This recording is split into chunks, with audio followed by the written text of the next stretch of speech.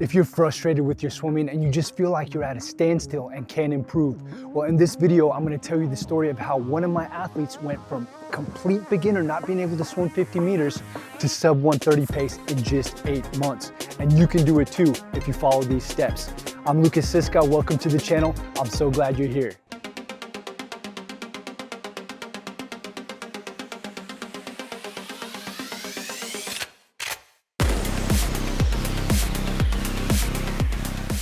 We simplified the process with Paul completely, and we broke down what we wanted to fix into 3 pillars. First, pillar 1 was his fitness and technique together.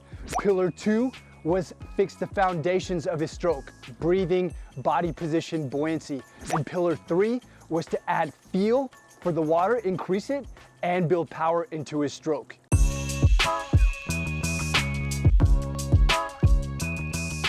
So you might be asking, what? Build his fitness first? Paul was just equally confused, but the first thing I had Paul do was buy 4 pieces of equipment: hand paddles, fins, a pool buoy, and some buoyancy shorts.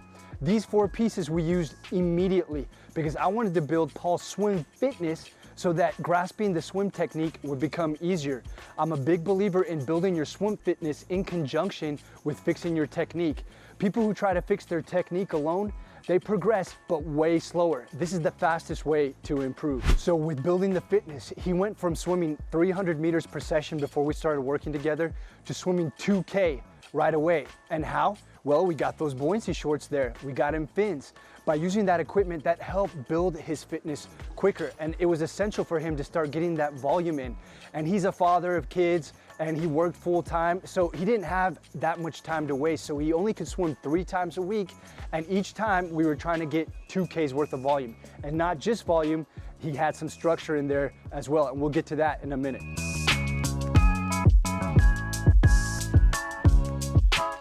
Paul's major technique problems was that he has a frantic kick that was really causing him to just get tired way too fast. The ripple effect of that was that he had sinking legs. So his legs were sinking and he had a frantic kick, which was kind of working together to just make swimming so much harder. We fixed this by doing 2 things. The frantic kick is a problem that I've seen so many times. The way you can fix it is actually in the beginning, get the swimmer to just focus on a 2-beat kick. And we did this with Paul. We wanted him to focus on having a right kick when his right arm pulled and a left kick when his left arm pulled. And we did this with catch-up stroke. And in conjunction, we had to get his legs up. So the way we did this was getting him to realize that you can't be scrunched up in swimming. You have to have your body fully extended. And in that extended position, you operate at all times. By stretching the body out, that immediately raised his legs up. And if you're familiar with the channel, we do something called the Superman drill. Take a look at it right now. With Paul, we had to get him extremely extended. We started off by just pushing off the wall as straight as we could be in a streamlined position. But then we were going to the wall where we had our head in between our arms, stretching our body out, pushing away, and then just kicking ourselves back. Paul would find that his legs would sink down when he pushed away, but as soon as I reminded him to extend his body, as I'm showing you here, they would rise to the top. This is how he became buoyant. A great example on YouTube of a 2-beat kick swimmer is the YouTuber Adam Ocean Walker. Look him up and I'll put an image of him right now. He's got a revolutionary stroke that he calls the Adam Ocean Walker stroke, where he has that 1 kick to 1 arm pull. He's so smooth. And I don't think this is a swim stroke that you need to use all the time, but I think in the beginning, it can really help you learn how to swim easier for longer. A major thing that was still causing anxiety and frustration in Paul's stroke, even after we got him more buoyant and eliminated the frantic kick, was his breathing. He was having big time trouble with just choking on water, not able to put it into his stroke properly, and it was just causing him a lot of stress. What we did we eliminated him trying to breathe randomly. We got him to breathe every 2 and to choose a side that was more comfortable for him, and that was breathing to the right. So I said, right now, Paul, let's breathe to the right every single time. Now, let me show you the drill progression that we used to get his breathing rhythmically into his stroke. Watch this.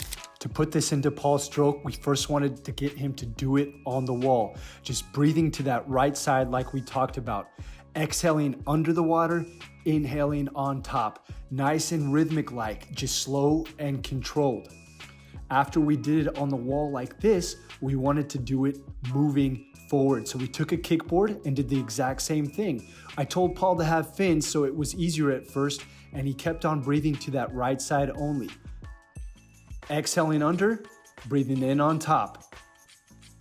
Then we added the board and used 2 hands, still breathing only to the right side. So breathe, go down, pull with the other arm.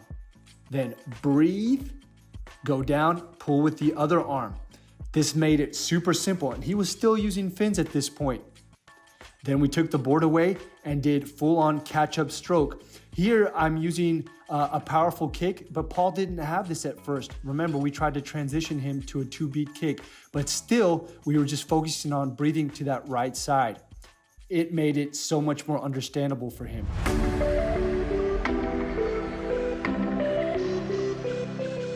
Now, pillar 3, of course, was focusing on his feel and power. Like a lot of new swimmers, Paul had horrible feel for the water. He was just slipping through. And even advanced swimmers have problems with this. One of the first things I wanted him to do was learn how to manipulate the water. And I do this with a drill called water manipulation. You just stand by the side. Well, better yet, let me show you. I got Paul to just stand still in the water and move his hand from side to side, just as I'm showing you here. I just wanted him to focus on pushing as much water as he could from one side to the other. We were making sweeping movements like this, and then we tried to keep our elbow high and pull the water towards us, feeling that water on top of the body as we push it towards us. Paul actually really began to understand how to manipulate the water when we did this. Now, we wanted that water feel to get connected to the water. So we wanted him to pull more of it. And we did that with this drill right here. With this drill right here, we're connecting that feel he established by moving more water with the movement of freestyle. We're just doing freestyle movement, but keeping our arms underneath the water. It's almost like an extended underwater dog paddle movement. This is how we got Paul to understand how to move more water. And we couldn't improve Paul's feel for the water without doing sculling. So let me show you some quick examples of sculling drills that he always did in his warm-ups and his cool downs. Now, sculling was differently with Paul. I wanted him to focus on keeping his body extended while he tried to manipulate the water as such. Just move the water to the power position with the high elbows and then go back to the extended position.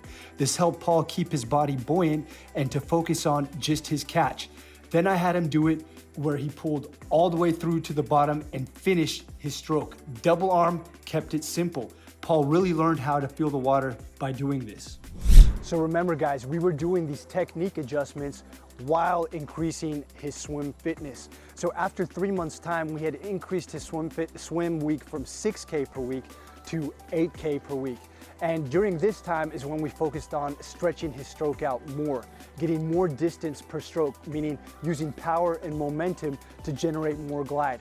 The most favorite drill that he responded the best to was single arm drill, but leaving the other arm extended and just focusing on pulling the water and just gliding on that one arm, almost surfing on it.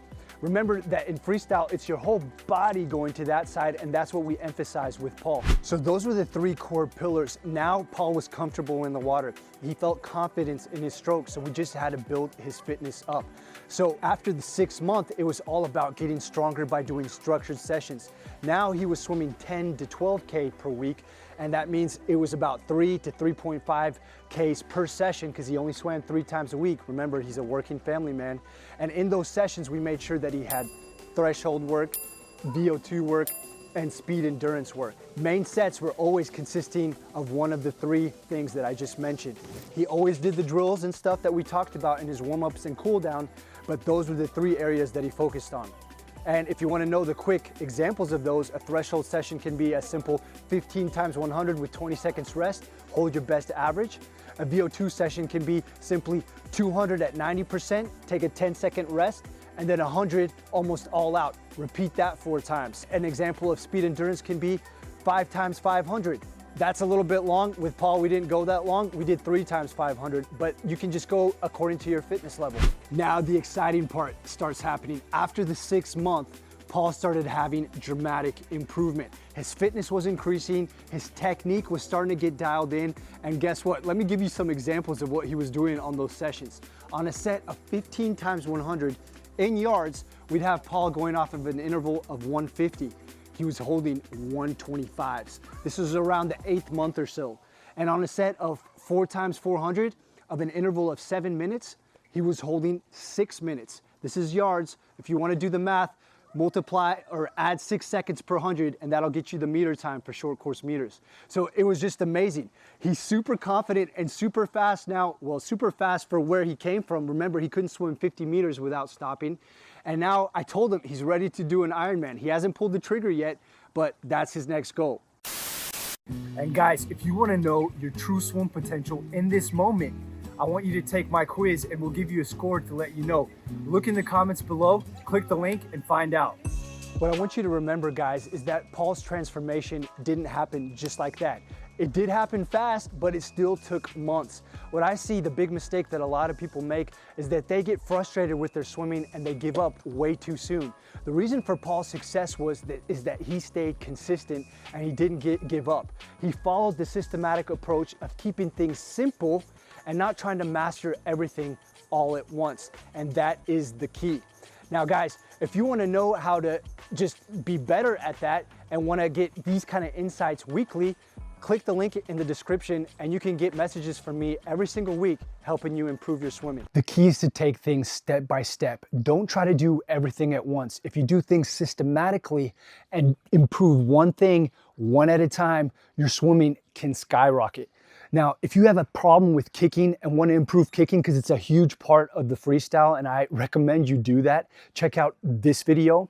And until next time, I'm Lukas Siska. Take care.